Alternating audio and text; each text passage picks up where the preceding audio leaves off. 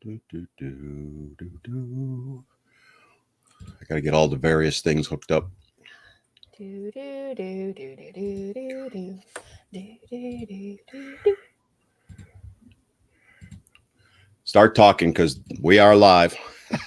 Hi guys, if you're tuned in already, bear with us. We're getting things set up here in a There minute. is so much involved with this. It's a pain in the ass. There is no push the red button. Well, there is, Well, believe it there or is, not, but but it only sends it to 2 of the 4. All right. I think we are live everywhere. Yep, we're up. We're up on Insta, we're up on Twitter, we're up on YouTube, and we're up on TikTok. So welcome everybody. hi To guys. another. Oh, I forgot to change the title. Oh well. So it's Boy Meets Squirrel. I'm Boy. I'm Squirrel. In case you haven't figured out by her name over there. I do have a real name, but for now it's Squirrely. You can tell them your real name. I call you by your name all the time. Lindsay Lindsay. With an A. with an A. Because I spelled it wrong a few times, I know. So we thought today we'd have a little fun and open things up to you guys. And see what you guys had to say and what you wanted us to talk about. And hold on, because TikTok's now balking. They must know we're going to do bad things. Nope, still not showing up on TikTok. Yeah, hang on, guys. So you got to love this stuff. We're experiencing technical difficulties. Please hold. On TikTok, we're live everywhere else, though, that I can see. For anybody else having a problem, let us know, please. Oh, this is hilarious. You know, and I'm supposed to be the tech geek here. Meanwhile, all the other audiences are dropping off, you know. All right, reconnecting to TikTok. Are we there? Hey, we're made it. We're back. Oh, wait a minute. And we're gone. And we're back. I think we're back. I'm wondering if this has something. Is the House of Representatives blocking us? Maybe. Hey, I'm wondering, you know. So I just got word YouTube seems good. Thank you for that info, Downtown. Appreciate it. I actually think we're good everywhere now. Please, and if you're on Insta, let us know if you're hearing us okay. If you're on Twitter, let us know, please. And if you're on the TikTok, let us know. We're just trying to make sure we're good. And then we're going to jump in. It's an open forum today. Yes, I'm going to try one more thing. I'm going to step away for just a minute, mute my mic. I'll be right back. All right. Well, I'll just tell them what's going on. So once in a while, Lindsay and I like to just have an open forum and, you know, let you bring up topics that you want to talk about, various issues that might be going on. I know one that's going to definitely be popping up today because it's all over the news regarding TikTok. And for those that haven't seen it, perhaps, the House of Representatives in the U.S. voted to ban TikTok today, which means absolutely nothing for those that don't know. I actually have done a video on it that'll go up on TikTok, except TikTok is not letting me upload it right now, or it's stuck. It's been at a 60% upload for the better part of an hour now. So we'll talk a little bit about, you know, what's the potential ban for TikTok, the effects on other social medias. Lindsay and I were talking off air about it. And then we'll jump in. There's already a couple of really good questions and topics. All right. That I'm seeing. I found a workaround. Mr. Squirrely gave me his phone. Well, there you go. So, all right. So, excuse me, real quick. What's your thoughts on the potential TikTok ban? My thoughts? Mm-hmm. Well, we were talking about it, and like I said, I don't think it's going to pass. I think that they want us to think they're doing something, and it's a big distraction for something else because their argument is, well, they're reaching through our screens and they're influencing and blah, blah, blah. I was like, yeah, but they're doing that on every platform. So why are they targeting this one platform? Because if they were really serious about it, they'd be doing it for all of them because they're all the same thing. Like they're like sub brands of the same parent company. They're all the same. Essentially, I mean, they're all separate companies, but they're all intertwined and work working with each other. Don't for a second believe that Meta is not talking to TikTok, is not talking to, well, maybe not now because they hate Elon, but wasn't talking to Twitter back in the day.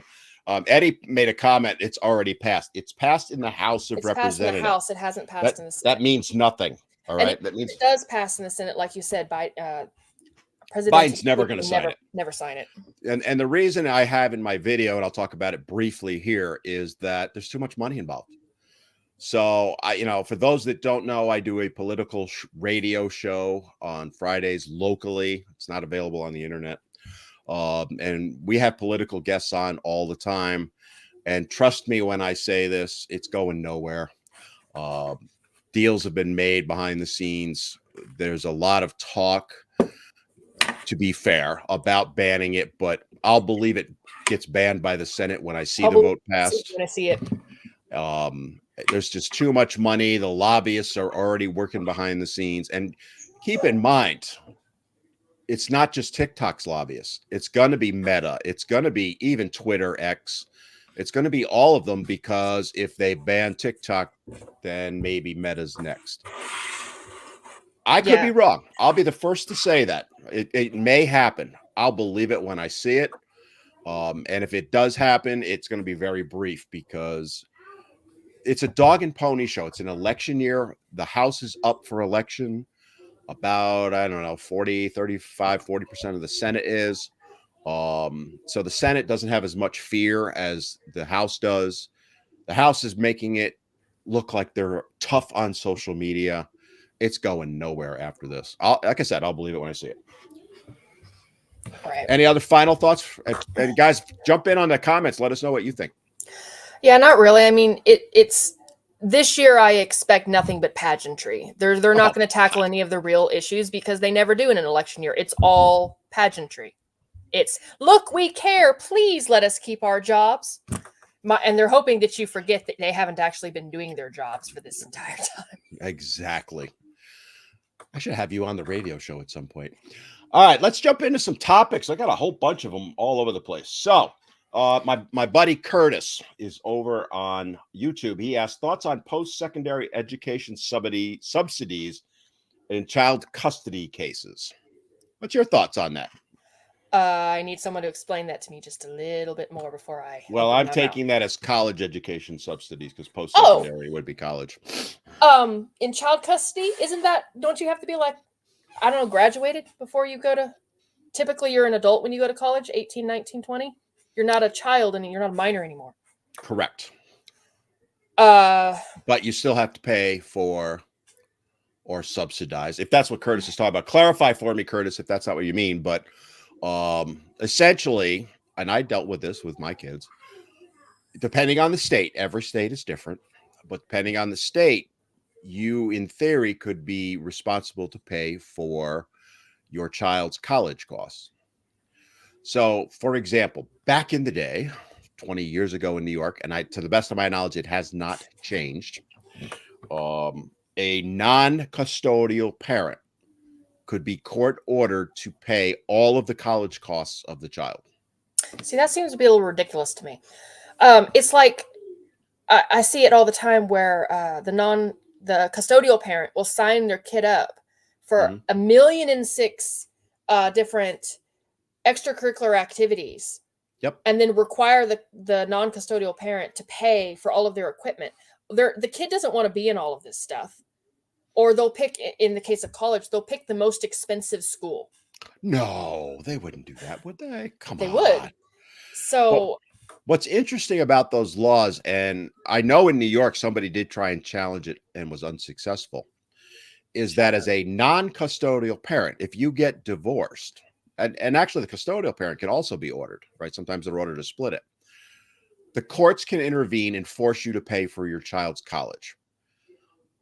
A happily married couple that has a child has no obligation whatsoever to give 1 penny to their child for college. Yeah, which is I've always thought that is weird. If the parents are together in a happily, committed relationship, or if there was never a second parent in it, the parent is under no obligation to pay for the college of their child. But the divorced parents, that's different. And I'm like, no.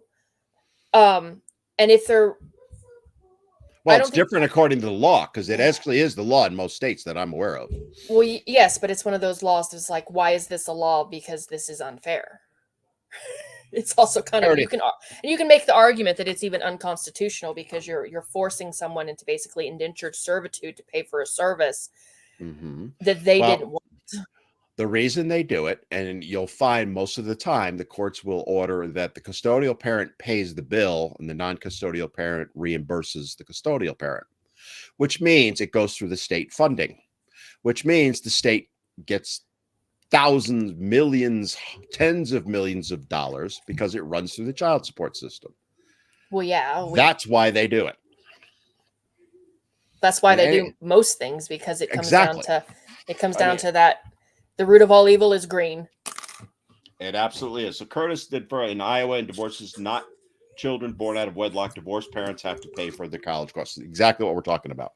And that, to the best of my knowledge, to Curtis's point, I know New York was that way. I know North Carolina is that way. I believe actually Texas was. Texas was, because Has it my dad changed? had, I don't know. no, I don't know if they've changed or not. I know that my dad had to pay for part of my brother's tuition costs. I also know that my grandmother entrusted for me for both my brother and I for Texas guaranteed tuition, and because my mom had control of that, she Mhm. gave my money to my brother.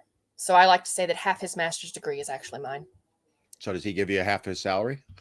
He doesn't have a salary. He doesn't work. Sorry. By the way, folks, I am fighting a pretty vicious either allergies or cold. I'm not sure which it is. But yeah, I mean, that's to Curtis's point. I believe, I know 20 years ago it was every state. To the best of my knowledge, I believe it has not changed from that.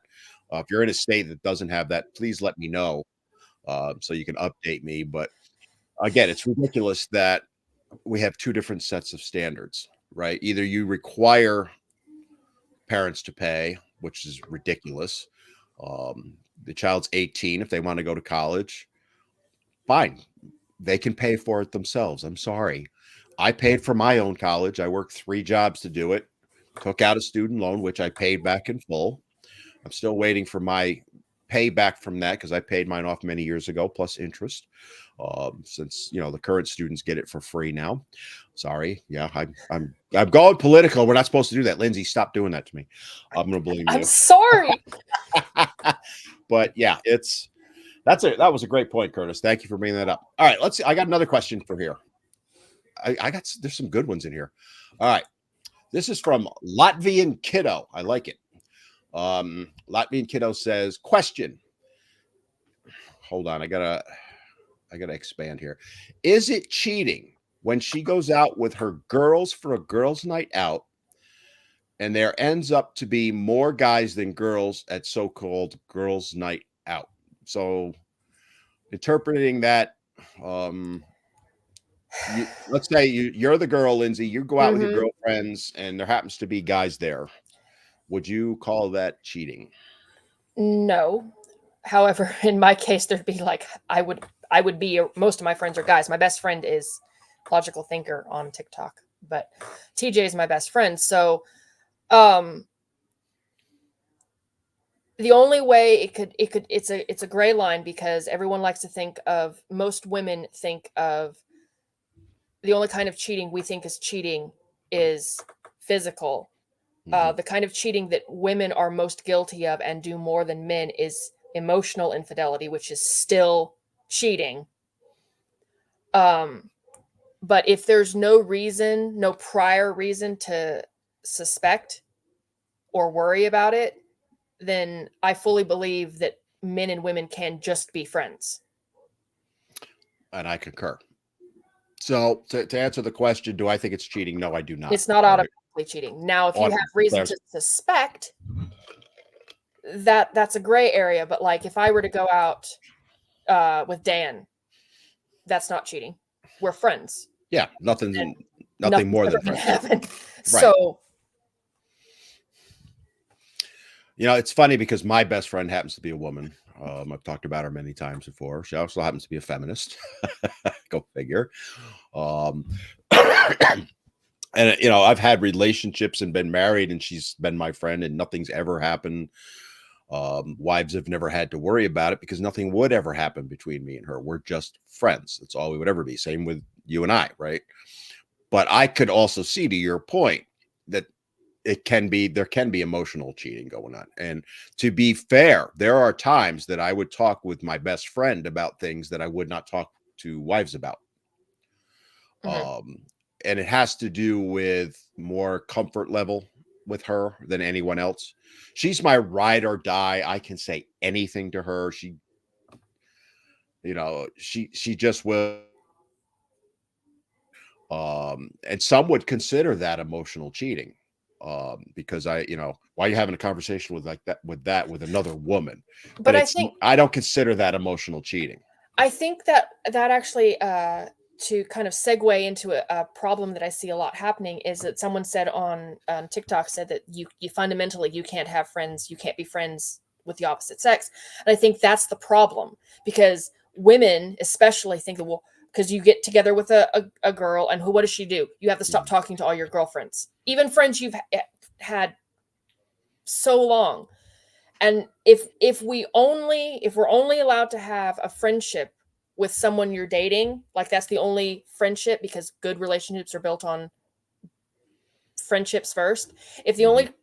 the only person you're allowed to be friends with is your significant other, then we're actually setting ourselves up for failure, because then you're putting your entire emotional needs on one person, and that's Fair not point. fair to them, because the Exactly. emotional needs of just like a bro or a friend are different than your romantic partner.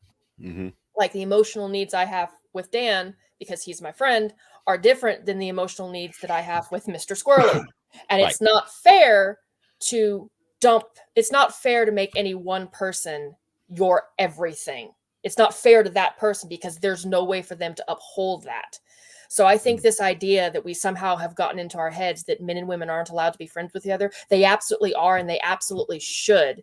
And the fact that so many people are saying you can't is leading to these problems that we see in modern dating. I also think that in some cases, not all, people who say that are potentially trying to cut their significant other off from other people. That's a symptom of abuse. Yes. So you have to be careful with it, right? Someone who is uncomfortable and says, I really like, if someone were to say to me, I'm really comfortable that you talk to Lindsay and blah blah blah, and it was just that, okay, we can have a conversation. If you're saying you absolutely cannot talk to her because I know you're cheating on me, or you might cheat on me, or any of that, now you're starting to cross the line into abuse. I'm not saying it is. It depends on the situation, but that's a symptom that most abusers will do. They try and cut you off from friends and family. And And to isolate you and emotionally isolate you, so exactly, you can have to rely exactly. on them. And I also see, I've been accused of a lot. I've been accused several times of, well, she's just into you. Like the girlfriend of a male friend that I have will say, she wants you, and I'm like, no, I really don't. So that you're accusing the other person, or the female or male friend of, well, they're only friends with you because they secretly want to, like, mm. And uh it's a form of false allegation, isn't it? Oh, Exactly. A great point. I was gonna and go there myself. it's emotional manipulation, because um again, it's predominantly used to isolate you, Hmm. so that you don't have a support network, so that if your significant other is abusing you emotionally, there's no one to say, now wait a minute, she did what? Or Yeah. wait a minute, he did what?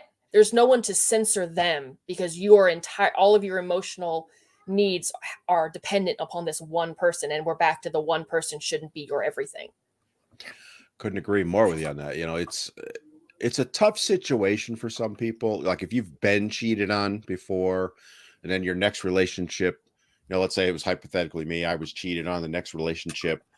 That woman has a bunch of male friends. I can understand some trepidation. Absolutely. I'm not saying it's not a valid thing, but everybody's different, and you have to look at it that way.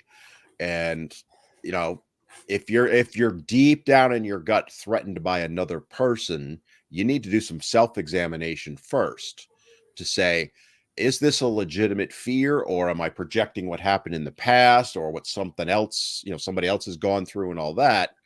And certainly to the level that they're friends, my best friend and I are extremely close.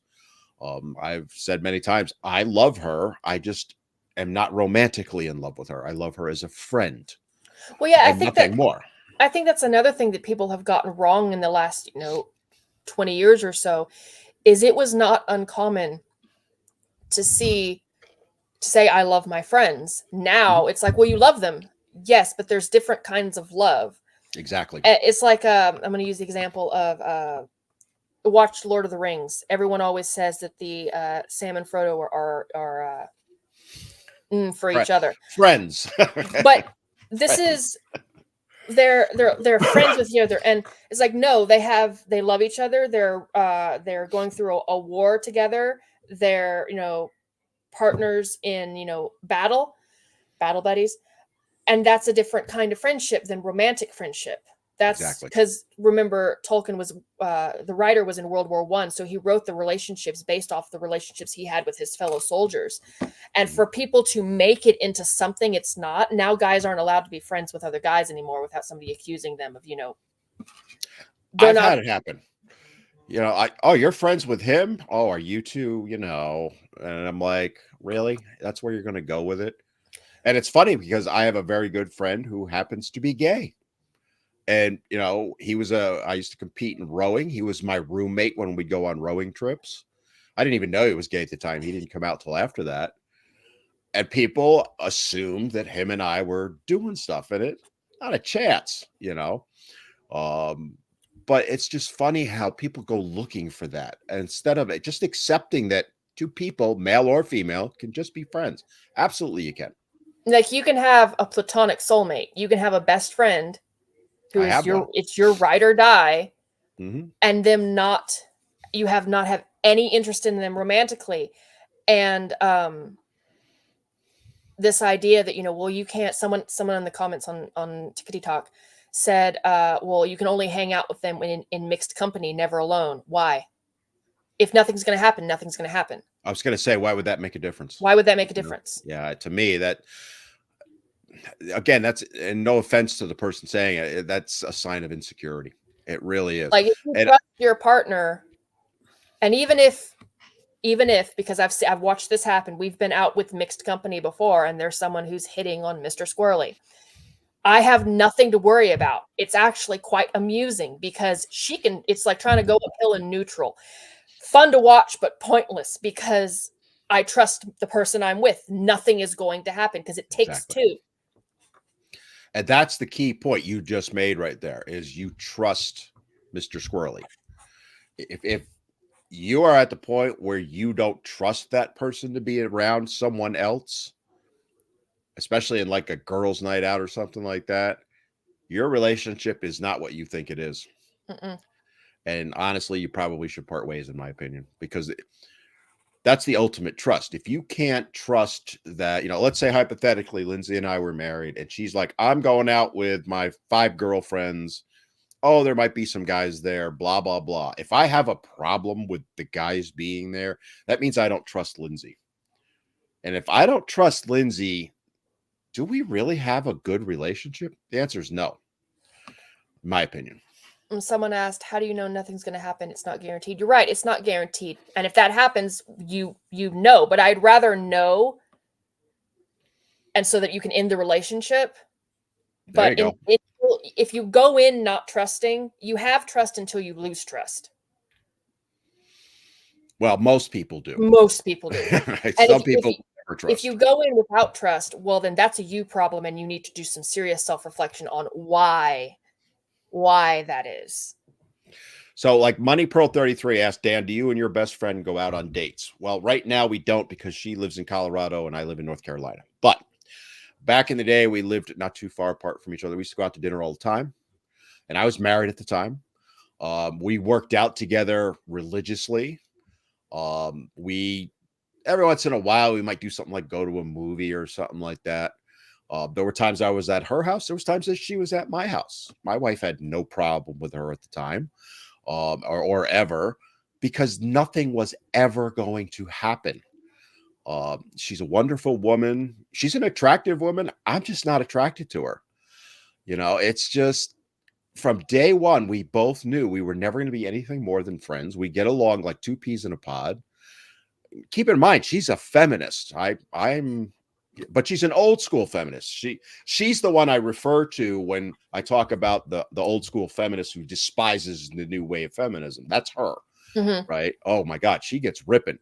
And I've actually tried to get her to come on some videos with me. She will never do it. She's camera shy. She's really camera shy. But yeah, so technically, I guess you could make the argument we've gone out on dates. And to be fair, at the end of the night, we might give each other a hug, kiss each other on the cheek type thing, maybe. But it wasn't ever expected. Many times it was nothing like that. Every once in a while, we might, it's just, but it was a sign of affection to each other, but no romance behind it. It would be no different than, say, my male best friend and I hugging. It was no different to me or to her. I got accused once. I was out somewhere and the man I was with was much older than I, and he kissed me on the cheek, and someone went, and I turned around and go, he's my dad. So good one. Because the other side of it too is you got to think about, in the US, a kiss on the cheek might be interpreted one way. You go over to Europe, they kiss on the cheek all the time. They kiss on the lips all the time. It's irrelevant. It's not romantic, right? It's just who they are. And there's nothing wrong with that. But my argument to that question always would be, if you have a legitimate fear, right, that her going out with her girlfriends and that's might be cheating, you got to question whether you actually have a good relationship or any type of relationship, in my opinion. These relationships are built on trust. And now it's different of, I don't trust her to, like, she's going to go out and it might be cheating, or when she goes out with these particular friends, they make bad choices. Like, that's a different. That could be a legitimate concern. That's a legitimate concern. Or she gets drinking and maybe her barriers come down. Okay. Or like if I had a friend who I'm not friends with anymore, because they would try and pressure me into, whenever we went out, getting intoxicated to the point where I lose some of my my strict boundaries. And they were a bad influence. And when I was younger, I fell for it. Now it's like, I don't want to, you can't make me. But Mr. Squirrel was like, I really don't like you to go out with that person. He always wanted to go with us. And I was thankful for that, because he kept the other person from, like, she would get me intoxicated and then just leave me out in the wilderness to wander my way back home. Yeah. That's okay. Bye. Yeah. That's a legitimate concern for sure. That's a legitimate concern. But thinking that if you go out, and even if I were to go out tomorrow with a group of friends and we were end up at a bar and then we ended up talking to all these guys, Mr. Squirrel would have nothing to worry about, because it's never going to happen. I'm never going to do it. And that's the crux of it. Like Jerry Jackson put a comment, what if you know her friends are cheaters? Again, to me, I get your point. I'm not saying it's not a valid point, but it's irrelevant to me, because if you trust her and you know deep down you can trust her, the fact that her friends are cheaters is irrelevant, right? If you are saying, well, her friends are cheaters and they might talk her into cheating, again, I go back to, do you really have a solid relationship? Because if you can be talked into cheating, then you were going to do it anyway. That exactly. Better. Well said. Better said than the way I was thinking. But I mean, I've been almost blind drunk before and still said no. So it still is a choice. Like, out with friends, at a club, I definitely can't be driving home. I look at this guy like, you're not Mr. Squirrel. Like, get away from me. It is a choice to cheat. There is no, I accidentally did it. I'm like, no, you didn't. There was a successive number of steps needed in order to do that, and plenty of time to stop. And I would make the argument that if you're getting intoxicated to that point, that's on you, not your friend. If your friends are goading you, like, I don't drink at all. I mean, I've had I had a huge drinking problem from 13 to 23, and I just up and said I'm done. I've probably had two adult beverages, as I put it, in the last 3 years, maybe. I have no interest in drinking, but I get it pushed on me all the time. I go to a picnic. Here's a beer. No, I don't want it. And I am adamant about it. And that's where I make that decision. I take control of the situation. If I were out with friends and they were trying to get me drunk, that's on me to say, no, I'm not going to let you do that to me. I don't care about peer pressure. Peer pressure is powerful. I grant that. But in the end, you have to take responsibility for your own self and your own actions. That's my viewpoint on it. Angel Warrior asks, what is the most ridiculous and dumbest thing that you've ever been accused of? Plagiarizing something that I wrote. You? Me. Oh, you told me about that. I remember we were talking about the book. You told me about that one time. That's right. I was accused of plagiarizing something that I published that's mine. And my English teacher didn't want to believe me. And that was a very interesting conversation between her, my dad, and the principal. I remember you telling me about that. I'm trying to think in my situation. My first wife accused me of cheating with someone. It was now we worked in the same building, and it happened to be my cube mate. Like, she worked in the cubicle right next to me, and there was nothing going on. I actually, to be honest with you, couldn't stand the woman. But my ex accused me of it to great lengths, and in the end, I figured out that it was her way of covering up her. So I guess that in my case, I would say that's the biggest thing. I get accused of a lot of things, but to me, they're not serious, I did get accused of stolen valor once by saying that I'm not in the military. I was like, you're right, I'm not, but my husband is. So I was talking about something and I used the wrong phrase or something, like, see, you're not in the military. It's like, I never claimed I was. I said I'm a military wife. There's a difference. Yeah, the stolen valor thing is something that if I were military, that would piss me off. Like, there was a guy, I was just reading about it locally to me here, where he was pretending to be a Navy SEAL. And I don't know how they found out. They didn't really say, but they found out he wasn't a Navy SEAL. I guess he had gone somewhere and they have a pin they wear. And he had bought the pin and was wearing it around. And somebody caught it because they said, SEALs wear that on their dress uniform. They don't wear it day to day. Why are you wearing it, type thing? And then he was trying to claim, well, I'm proud of my service. I'm not in anymore, blah, blah, blah. And then somehow the person must know SEAL units. So asked him what unit he was, where he had served, and they figured out immediately he was full of it. And the guy caught hell, rightfully so, because that's not right. But anyway, all right, next topic I have, because there's some good ones in here. Maestro Castro 1 on Instagram said, let's talk about how women have so many standards on men, but men can't have the same standards. That's my whole channel. So mine too. Oh, I caught hell from this one commenter recently. She followed me from another video, and then she started popping up. She went all the way back to my very first video. She commented on all, however, like 3,000 videos I have. She was in all of it. Oh God. And she asked me, she's like, why don't you talk about women's issues? I'm like, because I advocate for men. That's my thing. And she's like, but why don't you try this? Have you ever tried advocating for women? No, because I'm a men's rights activist. That would be like asking the American Cancer Society, why don't they talk about childhood diabetes? Why? I'm like, yeah. And I was like, do you go to feminist pages and ask why they don't talk about men's issues? Well, no. Well, then what makes you think it's appropriate to do that here?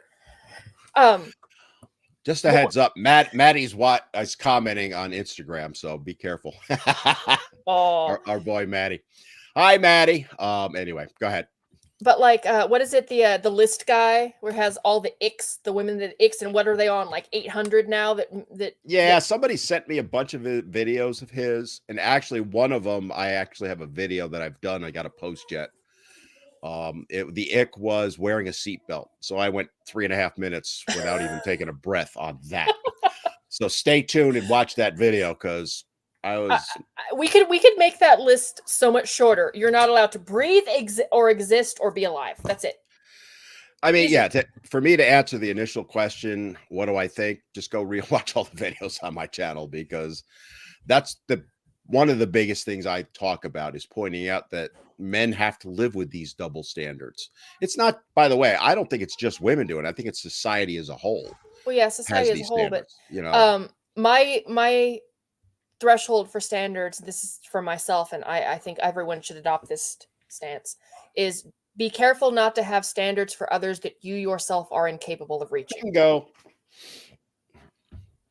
Why would you expect better of others that you can't even hold the standard? So what makes you think you deserve someone who can, or that rises above that? Like, have a more realistic idea of your self-worth. Like, if you're $2, you don't deserve $100.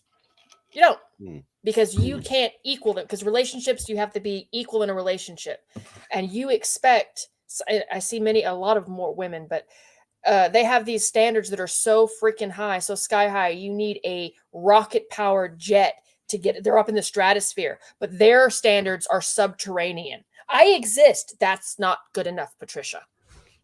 What do you do? Well, I am the prize. No, you're not. Trust me. You are a $2 prize out of a slot, quarter machine. That's it at best. And that would be Squirrely Girl 1988 on TikTok. By the way, I got to give a shout out to Sarah. Sarah Eaton is on chatting in the chat on TikTok. And I got to do a plug, if I may. Sarah is my guest on the podcast this week.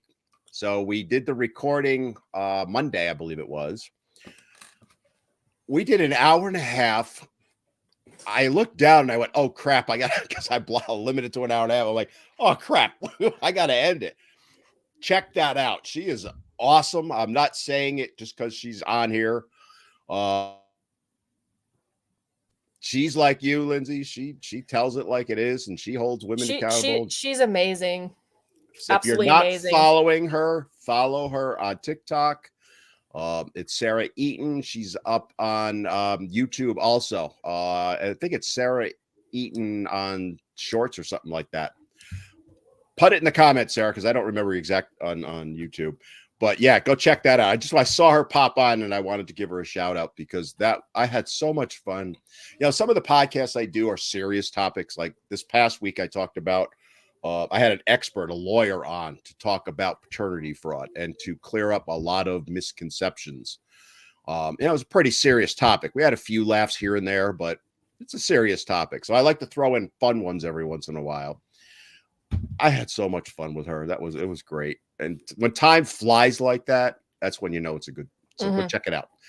All right, couple comments on the TikTok potential ban. TikTok makes money that our government can't touch. So, like America does, we want it. That's a fair point. That's a very fair point. There's a lot going on with that.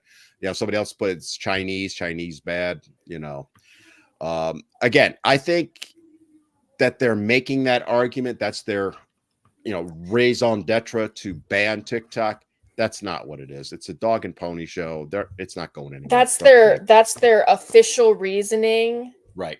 But it's just their way of saying, look, we care. When it's like, no, you don't. And the tell on all of that, folks, is that it's both parties voting for it. They never agree on anything. In a society and a Congress where they can't agree on what they're going to eat for lunch together. Okay. The fact that it passed the way it did in the House, it's all a dog and pony show. Don't kid yourselves. TikTok's going nowhere. All right, another comment. I'm on Insta. I know you're watching the TikTokies. Comment about child support. We were talking about earlier with the paying for college and all that. Now they're talking about the child support from conception. That's in Kentucky. I've talked about it on a couple of videos and on the live. Kentucky has passed a law, or passed it in the Senate in Kentucky's House, but not the House, where they will now charge men for child support from the date of conception. So all you have to do, Lindsay, is tell everyone that you're pregnant by me and I have to pay you child support. That's it. I mean, I know why they're doing it, but I don't agree with the way they're doing it. They're trying because they're a pro-life state, and I get that because I tend to fall on that side of the argument too. But there's so much potential for misuse with just, and I've read it. There is I've actually read the bill. I have Uh to. there is That is a so bad bill. there's no definition of, There's no there's no definition. establishing, And but now if they were to nope. establish paternity first, that would be Well, one thing. yeah. But they're Well, not going to. the only way they can, there is a test where they can establish paternity in utero, but it is very dangerous for the child. No, as I said in my video, no judge in their right mind is going to order that test. Because what happens if something happens to the child, right? Then, oh my God, the judge killed the child, let's say. No judge is going to put themselves in that position. So it has to be post birth. The problem is going to be, and there is no check and balance in that bill. If the guy is paid, let's say 9 months of support while the child's in utero, and then they find out it's not his, there's nothing in that bill that says he's getting his money back. Yeah. And I'll tell you right now, case law where they found stuff like that, no man has gotten his money back that I've ever found. All he can do is file a civil suit against the mother. And even if he wins that, what judge is going to order the mother to go bankrupt to pay him back? It ain't going to happen. This is a bad, bad bill. I mean, ideally, the two parents would be in cahoots from the beginning because, but the only way I could support it is if there was a paternity test done and it was like a reimbursement payment. So, like at birth, there's a paternity test done, and if it proves to be his child, then he owes her a reimbursement for all of the medical expenses and whatnot. But on the other hand, I also understand that biologically speaking, women are the ones who carry the child. So we knowingly accept the responsibilities therein when we do the thing that gets the child. Like we're accepting that by doing the thing. Like if even with all precautions taken, you accept the all possible outcomes, the risk, I guess, the inherent risk in driving a car. Yes, you're going to be as safe as possible. You're not going to run anything on purpose, but you knowingly accept the risks inherent thereof whenever you get behind a wheel. Women know that we're the ones who have to carry the child. Therefore, when we engage in the activity that gets the child, we're accepting the risks inherent, the possible risks inherent thereof. And if we aren't accepting them, then we shouldn't do the thing. You have a right to swallow. That would be Squirrel Girl 1988 again. I'm kind of in the middle of where you're at. So I don't have a problem with once a paternity is established saying, he's responsible for half the medical expenses, not all of them. Yes. Then I'll buy into that. I don't necessarily have a problem with that. That's a reasonable expectation. But that's not what this bill's about. It's child support plus the medical expenses. Yeah, you're basically putting you're basically having the father pay her to have a child, which is you could argue that argue that is child not child trafficking, just surrogacy. Human trafficking. Well, it's also surrogacy. Surrogacy or human trafficking. Because what is to stop a woman from getting pregnant just to get that money? I mean, they do that anyway, but this would make it almost exponentially easier. It's like I said, it's just a bad, bad bill. All right, moving on, because there's so much that we're talking about. New Zealand, Isisomoni, sorry, that's the name. Coming from New Zealand, my small little country, seeing what's happening in America is insanity to me. I've talked with people in New Zealand. They feel that they got it just as bad as we do. I've made this comment before. People look at the U.S., they look at the UK. They think their country's the worst, or in the U.S., their state is the worst. They're all bad, just in general. Although Australia is getting really bad. One of the things I got to talk about is some stuff that's being proposed in Australia, bill-wise, law-wise, that is not good. And I don't want to get too far into it today. So, but anyway, what do you got? Have you picked up on any more questions? I'm scrolling. No, I was kind of scrolling here. Someone said, DNA. All fathers need to be given DNA, so that it was like, no, we just need to have mandatory paternity tests at birth. Well, I That wholeheartedly support for that.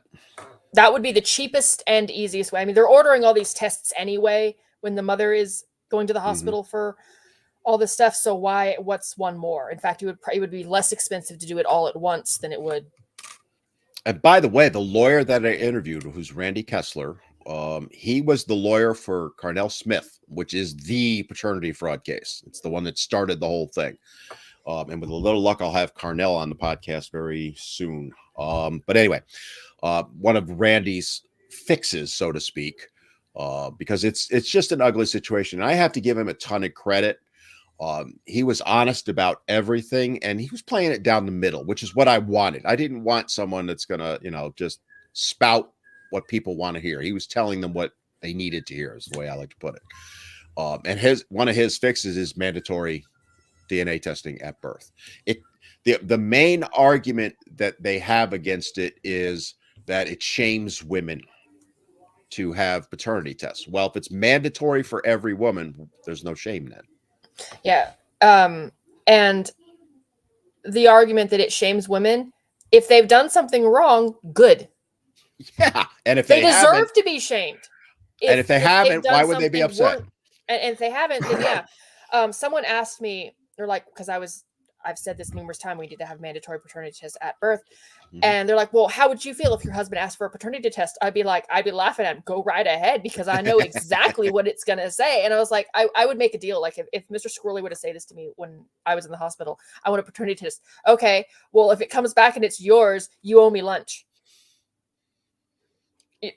That's a fair one. I think that's a fair trade. Well, because maybe it's a safe bet. I know what the answer is going to be. Yeah, the only ones that are going to fear it are ones who have a legitimate reason to fear it. Other than that, I'm not a woman, so for those that are going to scream, "You're not a woman, you don't know." I can't see why any woman who knows that the dad is the dad would be upset that a paternity test was done.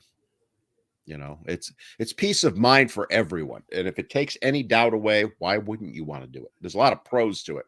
And Randy shared some of that. And that's why, I know I'm spewing on my podcast, but go check that out. It's up on YouTube and a few other places. The comments are coming in fast and friendly. I'm trying to keep up with them all. Yes. So Curtis said genetic testing could help not only with paternity fraud, but healthcare and health benefits. And that's an important point, right? And we talked about that also on the podcast is, what stirred it a lot. And the reason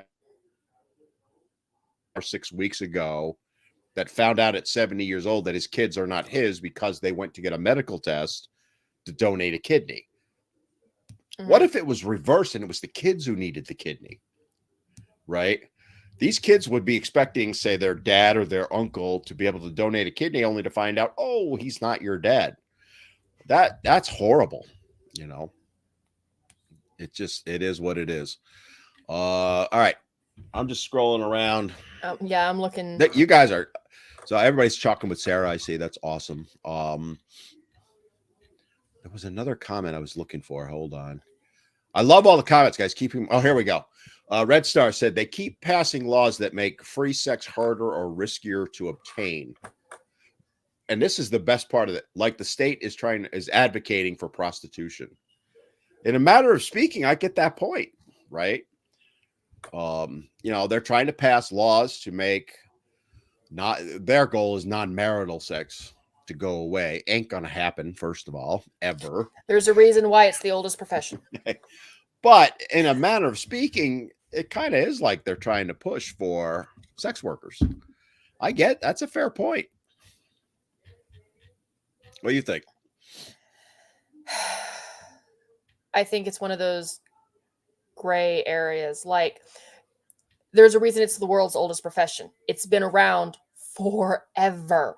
They did a study with monkeys, and they introduced the concept of valuable, like money, and within a week we had monkey prostitutes. So I mean, it is what it is. There are ways to make it safer for the people involved, but I also don't believe that we should be making laws to one, we cannot legislate morality, and we also should not be legislating free will or personal choice. If you want to, because you can sell anything else except yourself. You can sell yourself as an escort. You can sell yourself as an author to, your thoughts and all that. You can sell your intellectual property. You could sell your reproduction as in surrogacy. Yes, you can sell everything else except that. And I want to go, why? Because if we're going to allow everything else, we have to allow everything. We don't get to pick and choose. Not only that, but the women who choose to do it, they're the ones who punish, but we're not punishing the people who buy it. So we're punishing the producers, not the purchaser. That doesn't make any sense. Whatever an adult wants to engage in of their own volition and own free will, the government should stay out of it.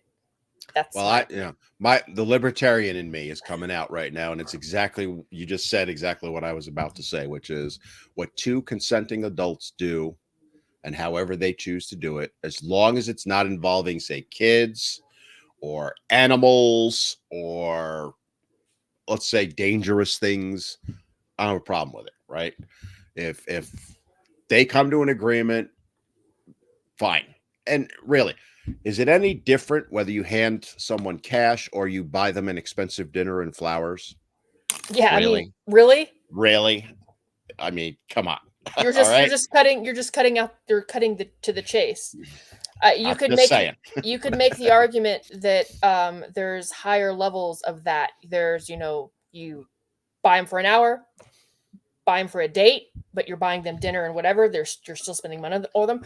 Or you can buy them a fancy ring and then spend the rest of your life spending money on them. I mean, in prison. Oh, sorry. I can't laugh because I'm going to start coughing. All right. Asia Warrior have you ever called people who have used men's issues, men's rights as an excuse to hate on women? Like called them out? Oh, I'll do it all the time. Yeah. Andrew, you got to clarify on that a little bit. If you said, have ever called them, like picked up the phone and called them, I've done that also. And this is said with pure sarcasm, my good buddy Marcia, who used to run Now in New York, and I have had our share of phone conversations back in the day. Oh, I look back now and I'm like, what were you thinking even trying to talk to her? It was just the chick that went through all of my videos and was commenting on all of them. She says, don't you ever call out men? I go, I call out men that behave badly. I call out behavior, whether that behavior is being done by a woman or a man. It doesn't matter because it's the behavior that's problematic. Now, most of the behaviors I call out are being done by women. But if I see the same behavior in a man, I'll call it out there too. I gotta, this comment's killing me. I'm sorry. I gotta look out. He keeps just talking and she sits there listening. I guess that's the point of this live. Didn't you tell me when we first started that you weren't feeling well and I needed to do most of the okay, so I'm in trouble because I'm doing what he asked me to? Okay. No, they're saying that you're not talking, that I'm doing it all. Oh. It's the exact opposite. I love these troll accounts, man. I just love them. They think they're going to make me mad. I hate to break it to y'all. I laugh at you, like literally burst out laughing like I just did. Okay. You're not going to get me. In order to insult us, we have to first care about your opinion, and we don't. Oh my God. Bunch of I've scrolled way back on TikTok because we fell behind on that. But like Golden Horseshoe asked about coworkers and potential cheating. Let me tell you, I'll share a little something for you. So for those that don't know, I was in IT for about 30 years back in the day. So I was at every level. If you think your IT people can't read every single email, note, or whatever you're putting on your computer, guess again. I knew about so many affairs that were going on because you may think that you're sending it through your Yahoo account. It's still got to cross my router, and I can read that traffic if I so choose. So there is so much cheating going on in the workplace. It's not funny. And that's why I've always made the argument it's pretty much equal, men and women. Women are better at hiding it. I will grant that. Yeah, we're the Way better. I'm like way better. way better at Because hiding. they have all their friends are in on it too. In my experience, if a guy knows that their guy friend is cheating, he'll call him on it, or he'll go talk to the wife because, hey, hold men accountable. That's not right. Women will back their women friends up. I won't, but then I have integrity. Yes, you do. And I will back you on that. But yeah, there was one time. So the CEO of the company was having an affair with a subordinate a couple levels down from him. She was a manager, but not like at the high level. And I found out about it. And they knew I found out about it.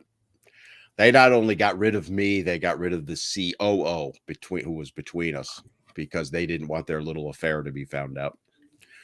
But it did eventually get out. Don't if you're I'm just my advice to all of you, if you're having an affair in work, don't talk or send emails to each other because your IT people are reading them. I guarantee you they are. Jack Cabana says he's Mr. Squirrely. Oh, like there's somebody who's now a new follower of mine who always calls me Squirty Girl, and I'm like, no, we're not please going stop. There. We're not going there. This isn't a somewhat adult, child-friendly type thing. I love some of these comments though. So Jacked Up said, there's a good point. There's always the friend zone feelings when you know it, you feel it, and that's good too. Yeah, and that's kind of how I am with my friend, right? You might argue that we friend zoned each other day one because we did. But we genuinely care for each other. And I would do anything for her and she would do anything for me. But there's absolutely zero romance there. And she's an attractive woman. Don't get me wrong. It's not there. And I know you have the same type thing with a couple of people too. Yeah. You, TJ, Vertical Lift. Yeah, we all. Oh, here we go. Oh, no, you already answered that one. What's the dumbest thing? He only asked you, though. Angel, how come you didn't ask me? I answered, though. People have bought me bottles. So, Lafrune, as in French. Same here, my friend. People have bought me bottles of spirit, and it took a lot of my strength to pour it down the drain. That's what you got to do, right? I actually re-gift alcohol that's given to me. I'm never going to drink it. And it's not like you don't want to appreciate it. But anybody who knows me should know I don't drink. And I'm not a butt. My classic line for someone who will not back off trying to push alcohol on me is, my situation, I don't drink. Let me ask you this. If I was a heroin addict, would you try and force heroin on me? Oh my God, no, I would never. Well, that's exactly what you're doing to me. So shut your pie hole. Oh, I love doing that. I don't do it often, but every once in a while. I just say no means no. No is a complete sentence. But it's not as fun. I like humiliating them. I comment, humble saying, I am the table. You commented on that earlier. Well, yeah, that's the argument. That's his handle. I call him Walnut. Yeah, it's like the women will say, I am the table. I'm like, no, you're like 2 inches off of one leg. It's a table from a dollar store then. Yeah. So Sarah happened to mention, because I've scrolled back, but we were talking about the podcast, her and I did, the Swifties are going to love us. Yeah. If you like Taylor Swift, you're going to give us hate mail on that podcast because we had some commentary on good old Taylor. I don't want to give it away. We'll talk about it next week. Oh, Mr. Squirrely's got a joke about that. Mr. Squirrely says it's starting to make sense because she's with him and more people are into football now. More football leads to more concussions, leads to more Taylor Swift fans.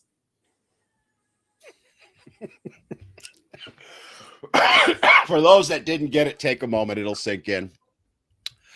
Oh, that was good. I got to golf clap him on that. Uh-oh. What is this? We just got age restricted on TikTok. For what? Apparently, I don't know what you said. Something bad. Girl. I bet it was the you have a right to. It's funny. You know what? I normally age restricted anyway. I must have missed that. So I don't want kids coming on our Well, yeah, live. I mean, that's no skin off our nose. It's just funny. No, we are not appropriate content for them. Um, so yeah, check out that podcast with Sarah.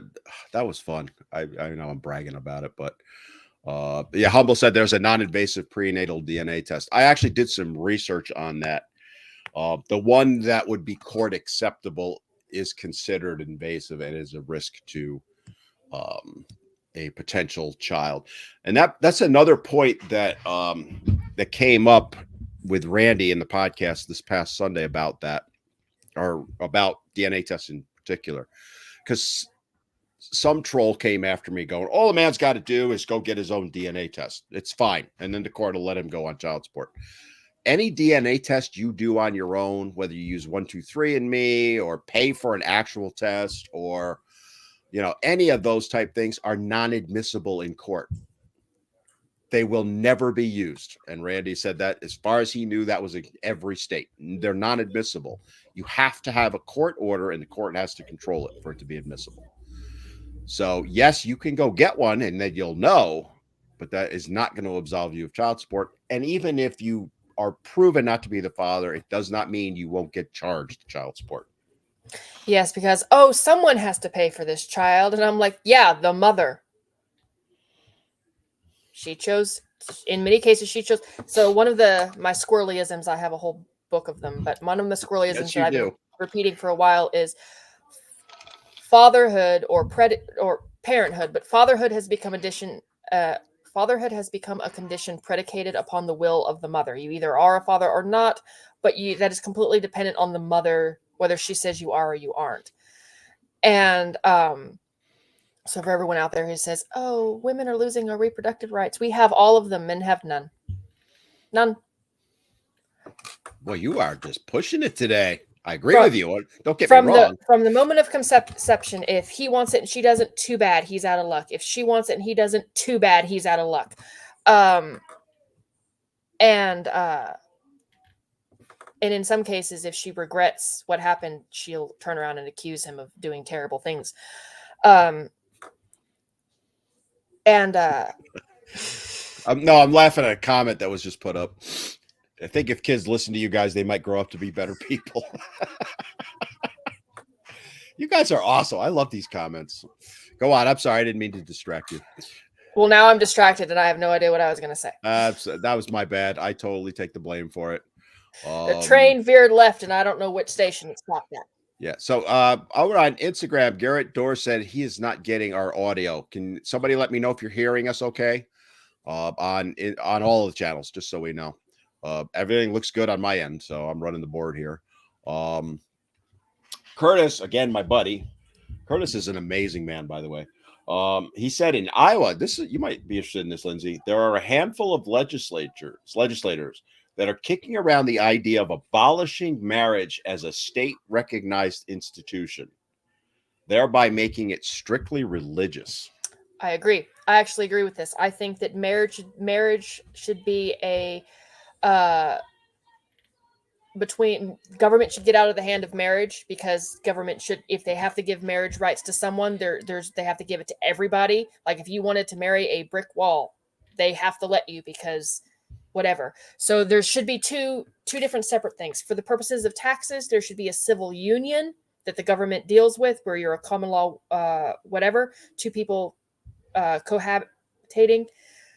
Civil union, and then marriage should be returned to whatever religious institution you believe in. I completely agree. I think that state should get out of marriage. I mean, really? I don't think you should have to get a license to drive a car, to be honest with you. That's a bit far-fetched. I know. I'll catch some stuff. I almost said a bad word. But there is absolutely no reason that you should have to go to the state to basically get permission to get married. Yeah, no.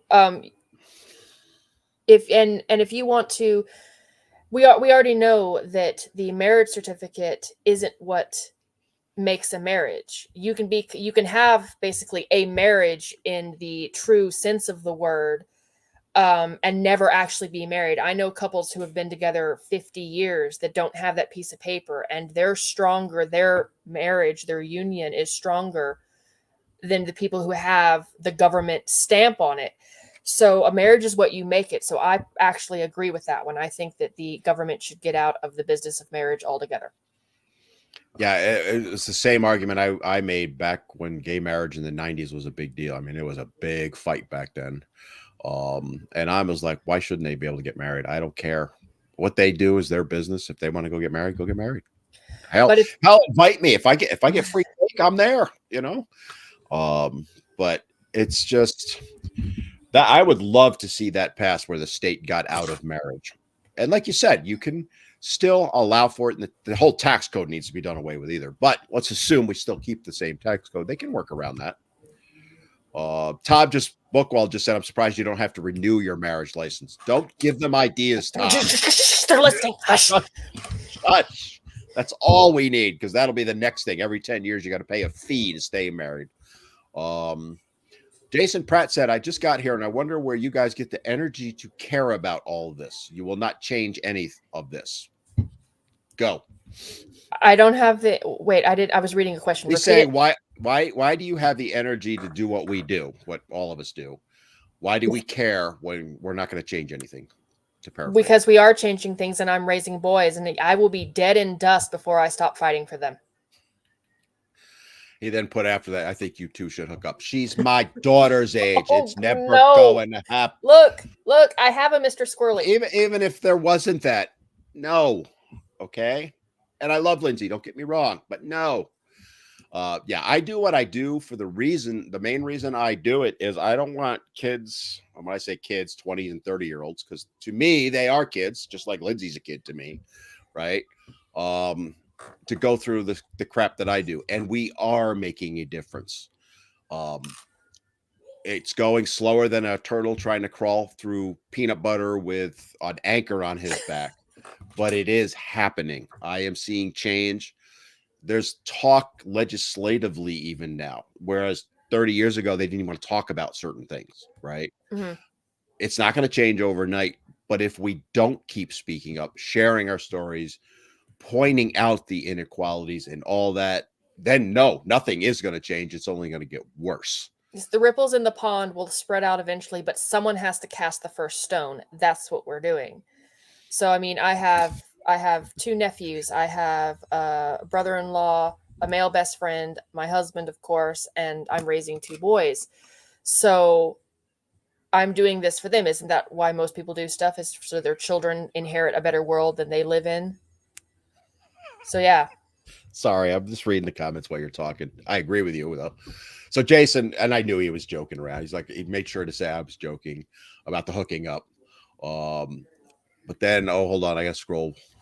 He was great. See, this is why I love you guys, because you make me laugh. Can we go back to the caveman stuff and hit them over the head when they won't comply? He's joking, people, so don't get upset. And then, this is the best line of all. This is the line of the day so far. I'm pretty sure the intelligent, bald gentleman is always right. Nothing? Really? Well, I can't. The only thing I would say is that to contradict it, and I'm not going to. I can, however, go on the record of saying, you are correct, sir. That is accurate. You are right. There. See, I yeah, well, I'm going to say you're always right, too. Oh, we went out to breakfast with a group of friends today, and I misread something on the menu. And my husband turns to me and said, "You're right." And he goes, I was what? You want to say it again? And I went, and for the whole tables, turned to my husband and said, "You were right, and I was wrong." Wait. Hold on. Can I record that, please? Because I need to save that for, when we're editing the book and you're talking to me about it. Jason's final line, he says, if you two do hook up, your kids will be beautiful with glasses. Well, it's never going to happen, so we don't have to worry about it. Curtis said, it's great to hear you're right. Because we never hear, us guys never. So your husband, I hope, recorded that. He didn't record it this time, but there is a funny story that where when we were first dating, he got me to say it and he recorded it, and that was his ringtone for me. I was You gonna were say right I and would I make was that my wrong. You were ringtone. right and I Yeah, was for about a good couple months before his mother made him change it. I would never change it. Not a chance. Um, Scotty McClary. Yeah, I said that right. Imagine how many divorces would happen with mandatory paternity tests. That's why they'll never make That's it why they'll law. never pass it, but they should anyway. Yeah, and when I was talking with Randy about it, because you'll often hear people throw out the 30% number. That's a misconception. All right. It's not 30% of all children, it's 30% of the tests because they suspect that they're not their children. Right. So if you think as a man that is not your kid and you ask for a test, 1 in 3 times roughly, it's going to come back that you're not the dad. But that doesn't factor in all the other kids that nobody ever asks about. I personally put the number somewhere around 5 to 10%. I don't think it's out of the realm that it's right around 10. Um, Others will argue it's only 2 and all that. I don't think that's true either. No, I put it somewhere in the 5 to 15% range, Pretty much the based same as me on then. and people are like, oh well, it's such a small percentage, you don't need to worry about it. It's like, that is a awful when in a country this size, that's a lot. So there's 3.6 million births in an average year. So 1% is 36,000 kids growing up thinking that the dad they have is their dad when he's not. And there's 3 victims now. There's the original, the name dad, there's the actual bio dad, and most important, there's the There's kid. the kids, And really there's more than that because it's all the families involved also. the grandparents, the aunts and uncles, and all of Grandparents and that. all that. So I mean, people have made the argument to me, oh, it's actually a victimless crime. It is not a It is not a victimless crime. victimless crime. The only people who can call it a victimless crime are the people who are usually doing it, or the people who have never been affected by it, like the 2% false allegation thing that everyone loves to talk about, which is only false allegations proven to be false in a court of law, not all that are false that are made. And I sit there and say, only someone who has never had their credibility questioned by false allegate or because of them can be so cruelly and casually dismissive of their impact. And they're like, well, what do you mean? I'm like, you want to talk about, oh well, if we crack down on false allegations, real victims will afraid to come forward. No, more real victims will come forward because they're not going to be suspected of lying, right, when it's they actually, get there. It's actually going to help bring out actual victims more. Because I've made that one of the argument many main times. reasons people don't come forward, one of the reasons why I didn't report mine, was because my mother didn't flat out didn't believe me. And that people don't, they're like, well, are you sure? Like, did it really happen? Because so many people have lied. So when people say, well, oh well, that'll just make real victims won't come forward, actually it's the opposite. If we have a guarantee that if you are lying you're going to be punished, you're actually going to promote people who are victims to come forward. So it does actually the opposite. Right.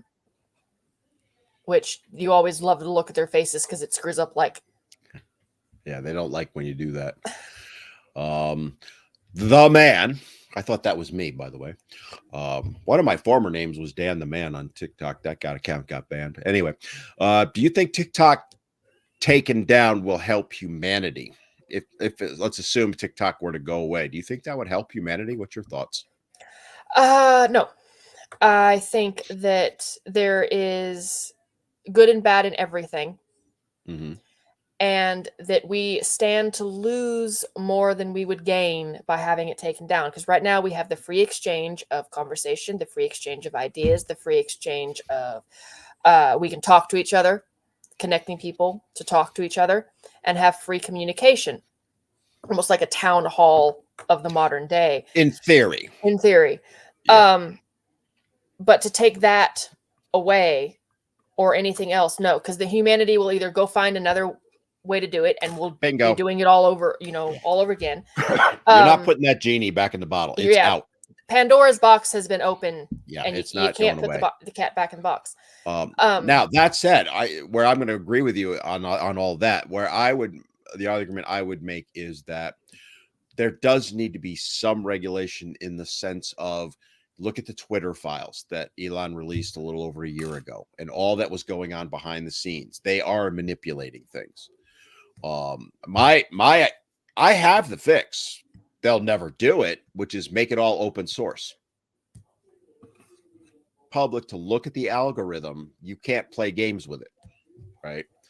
I actually see a lot of good with things like TikTok, as some of the things you mentioned. You and I met because of it, right? We're changing lives because of it. There is some negatives. I mean, we've both dealt with bans and all the harassment. I mean, as the day goes by, both of us don't get harassed and attacked and all that, and it can be tough sometimes. We're lucky. We're strong enough to put up with it. There are people who have unalived themselves because of it. So I get that argument, but I actually don't think in general it would be better for humanity for TikTok to go away, because as you said, they're going to go to, there's Insta, there's Twitter, there's tons of them, and there'll be many more to come. And you have no one thing will ever be all good or all bad. You have to accept the bad with the good, and you have to accept the good with the bad. There's that phrase, even a broken clock is right twice a day. So even if you don't like someone, hey, even a broken clock is right twice a day. I got into this conversation with someone recently because they were quoting the Bible at me and saying, oh, well, whatever, religion and crap. I was like, look. So I quoted it back to them, and they didn't like that. And they're like, well, aren't you not, I was like, yes, I'm pagan, but I'm not nearly arrogant enough to discount wisdom because I don't happen to believe in the divinity of its source. Mm-hmm. It's wisdom no matter what.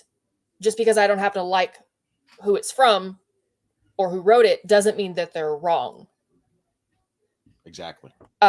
So you have to be willing to accept the good with the bad. You have to be willing to accept darkness with light, because without, then you don't have shadows or anything, and anything would be really, really, boring. So this idea that we can ban this and it'll all be good again, no, people will just be, it's not going to happen. It's never going to happen, and people wouldn't allow it to happen. They're too addicted. There's a lot of negatives. I'm not trying to make light of any. Like Curtis said, open source is a double-edged sword. He's 100% right. It absolutely is. I wouldn't give access to be able to go in and change the code, but let's make it available so we can see it. And that's essentially what Elon was doing with the Twitter files, right? And there's some scary stuff in there. I actually read all of it. That I forget who the reporter was that was publishing it. Like every tweet he did, I was reading, and I did some more research in it. And there is no way you can ever convince me again that Twitter, as it existed, did not affect that multiple elections, not just 2020.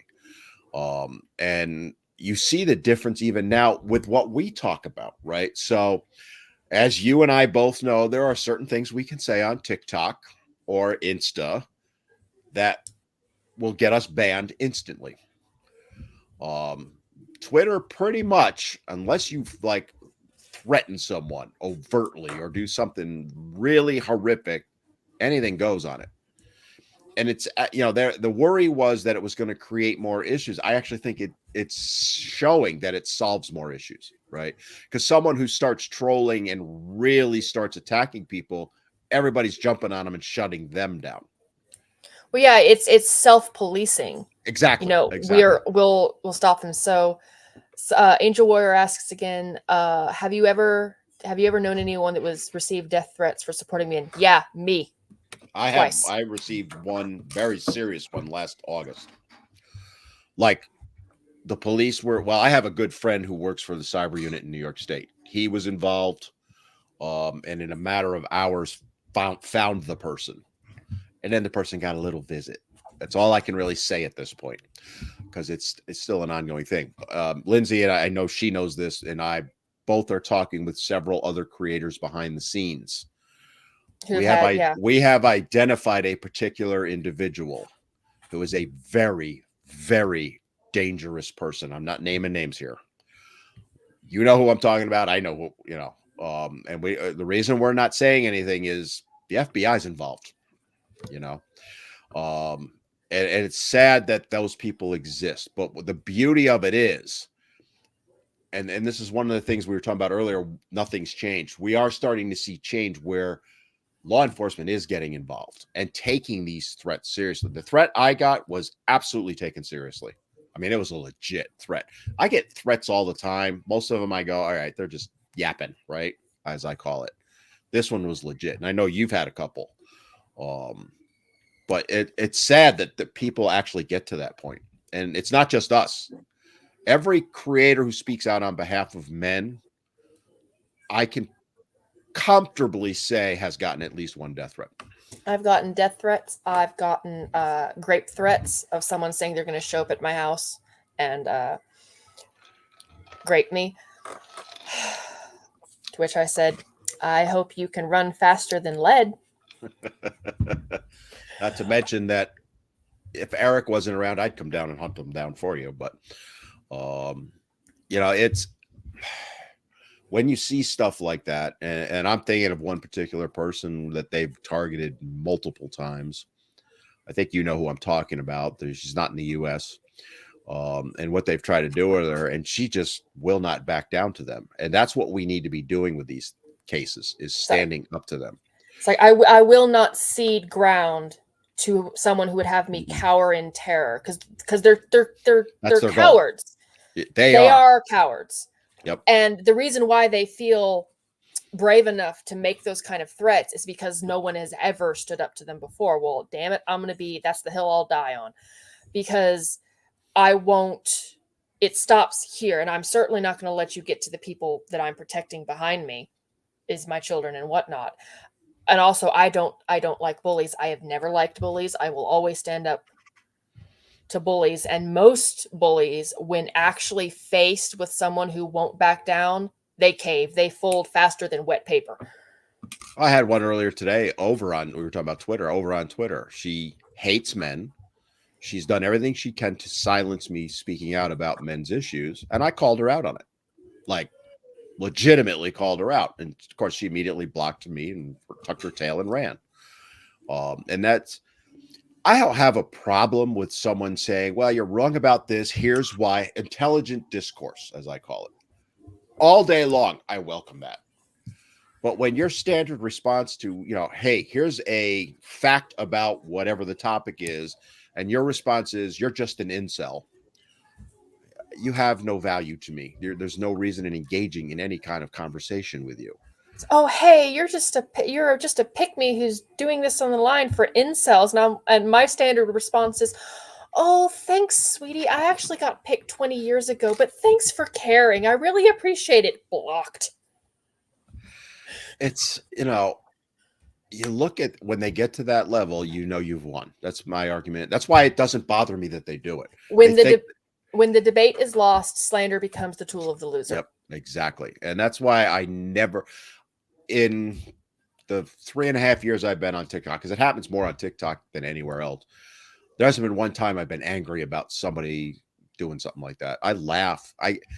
I sometimes, I had a Saturday back right around Christmas time where I had nothing to do. And I had about 2 hours, and I just started scrolling through comments.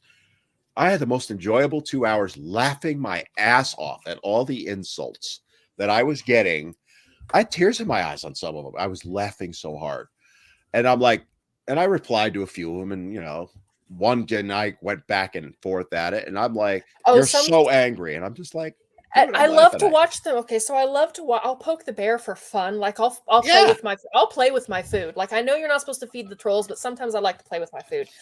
And I'll pick whichever one I think is gonna, be useful, like useful idiots. And I'll poke, and they get so mad, and I'm just like, this is fun. And just to watch them work themselves up in their circular logic like a freaking Tasmanian devil, frothing at the mouth, angry. Or I'll get videos in response going, ma'am. And I'm like, do the head thing again. That's walk like an Egyptian. And it's like, why are you mad? Like, I thought we were having a conversation. And they get madder when you keep your cool. Oh, they all constantly accuse me of raging and being angry. And I'm like, have you not watched my videos, there's times I get passionate, don't get me wrong, but I'm never angry. Um, but it's just so funny to see. And that's like I said, if you're someone that you make a video, you make a comment, and somebody comes at you and starts attacking you on a personal level, you have to learn not to let it bother you. See it for the way Lindsay and I do, where you've already won. Like her and I both feed the trolls once in a while just for fun. Plus, oh well, the algorithm picks up there's a lot of engagement and it might help push your videos more. I'm just saying. But yeah, unfortunately I also see the other side of it where, they get to the point where, you look at some of the people. There was a guy that unalived himself a few weeks back because of what was done to him. So there is a line where you have to not cross. And if I ever thought it was getting to that point, I would walk, and I have walked away in some cases, but I'll disengage with people. I've disengaged with people before. I won't block them if they're just coming after me. I will block them if they're going after people in the comment. Like, they can say whatever they want to me. I can absolutely take the block on that. insults. Yep. But if they're going after individuals in my comment section who maybe may not have quite the same, thickness of skin that I do, I will absolutely block them. But I'm blocking them for other safety, not necessarily my own. Yeah, I don't like to block at all, but that's one of my go-to blocks is if you start attacking someone on a personal level and take it too far. Telling somebody they're bald, to me, I don't That would care. always baffles me. It's like, well, you're bald. It was like, yeah, like that's the only thing you got. Like that's. Oh, by the way, I have to tell you, and this is for those on TikTok, but I think Instagram does it too. I got one of the shaver companies reached out to me, wants to promote their product. Really? Here's the funny thing. I already own that exact shaver. It's what I use. And I said to them, look, and it was not a small amount of money they offered, right? Let's just say it would buy a few dinners. All right. I'm like, I will never do that. I love your product. It's a great product. I wholeheartedly support it. I will never do a video endorsing it or promoting it. To me, that's crossing a line. It gets into your integrity when you do that. Mm-hmm. Now, if they want to pay for commercial ad time, well, that'd be another story. So that's the next thing that'll happen on some of these is, you'll have that. Curtis made a great comment. We only got a couple minutes, so I want to just get this one in. Curtis said, Carl Jung talked about that in order to achieve Zen, one has to embrace both their good and evil. To be good or evil, that's a personal choice. If we choose to be good, we need to be evil to know how to defend against it. I love that. Yeah. I mean, yeah, there's nothing more to say, right? It's perfect the way it is. All right, we only got a couple minutes left, so there's tons of comments we didn't get to, and I apologize to everyone for not doing it. I do want to give shout outs for those that sent gifts. Jason 2.07, thank you for multiple ones. Male DV Survivor sent a heart. Hater sent a rose. Be Like a Tree sent a little crown. It's Legend, my buddy. Thank you all for all your support. Angel said, you two should get Lady J on your live. You should see how bad she gets trolled. I have reached out to her multiple times to come on my podcast. She's not responded. I take no ill will from it at all. I'm sure she gets bombed with requests, but I would love to get her on my podcast. Maybe if you reach out to her and let her know, because I would love to get her on. Her and I are two peas in a pod too. I have a suspicion, but anyway, final thoughts, Lindsay. This has been fun. I finally figured out a way around whatever's going on with TikTok. I just used my husband's phone. I did walk right up to him and said, give me your phone. And without hesitation, he handed it to me. And then I gave him mine so he had something to do while I was over here. So, see, trust. See, I'm one that won't give up their phone, but it has nothing to do with trust. It has to do with I'm an IT guy and I have certain passwords on there. The school district I worked at 12 years ago, they have never taken my account out. It's still in my phone and I can log into the system. I don't, but I could. All right. I am going to go ahead and wrap things up because we only got a minute left. Couple plugs I want to make is we are live every Wednesday. Boy Meets Squirrel with the amazing Lindsay. I should make a shirt for us. Let's talk off air on that. because I think that would be awesome to do that. And so come back every Wednesday, 4 to 5:30 Eastern US, because we are live every Wednesday. And then don't forget, I have a podcast that goes up every Sunday at 11 a.m. Last week's, as I talked about earlier, was a topic was paternity fraud. And I had I consider him the expert on it, the attorney that's handled many cases, and he clarified quite a bit. And as I said, I have Sarah coming on this Sunday, and I don't know that one that will ever top the one I had with you, Lindsay, a year ago, which, by the way, is still the #1 show. Just so you know, it's still #1, although the one I did with Maddie, the Anti-Alienation Project, is about to catch it. So we're going to have to do another one of that soon. But jump on, see what Sarah had to say. We had a hoot. It was great. So check out the podcast, check out the live. That's all I got, kiddo, unless you have anything else. No, we'll see y'all next week. All right, have a good one, everybody. Bye.